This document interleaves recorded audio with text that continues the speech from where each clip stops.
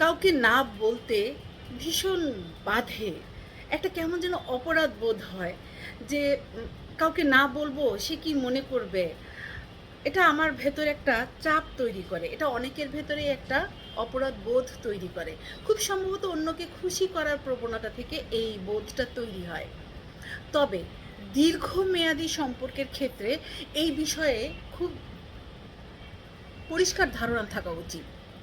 আপনার শক্তি এবং সময় দুটোই খুবই সীমিত। সবসময় আপনি সবাইকে হ্যাঁ বলতে পারবেন না। বিশেষ করে যেই সম্পর্কটা আপনার দীর্ঘমেয়াদী হয়ে যাবে, সেই সম্পর্কের ক্ষেত্রে নিজের মনের মধ্যে পরিচ্ছন্নতা রাখা দরকার। নিজের মনের উপরে চাপ তৈরি না করে একটা সীমাবদ্ধতা তৈরি করা যায়, একটা সীমা রেখা তৈরি করা যায়।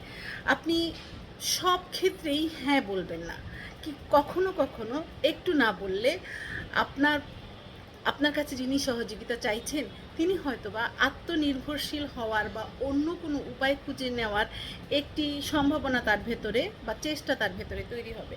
কিন্তু প্রতিনিয়ত হ্যাঁ বলতে বলতে আপনি নিজের মনের ভেতরে এক ধরনের চাপ অনুভব করবেন এবং এটা আপনার ভেতরে ভেতরে এক ধরনের অস্বস্তি তৈরি করবে, যেটা দীর্ঘমেয়াদী সম্পর্কের ক্ষেত্রে একটা তিক্ততা খুব ছোট্ট করে তৈরি হতে শুরু করে, সেটা আস্তে আস্তে মহিরুহে পরিণত হয়।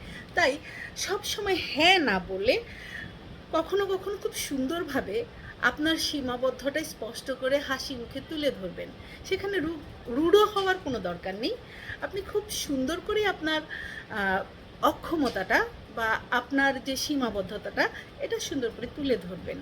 এতে আপনাদের অন্যের সাথে সম্পর্কটা স্বচ্ছ থাকবে এবং এখানে তাকে কষ্ট দেওয়া বা নিজের মনের ভেতরে একটা অপরাধ বোধ আনার কোনো স্কোপ তৈরি করবেন না। নিজের মনের সাথে কথা বলে নিজেকে গুরুত্ব দিন, মানসিক স্বাস্থ্যকে গুরুত্ব দিন। ধন্যবাদ।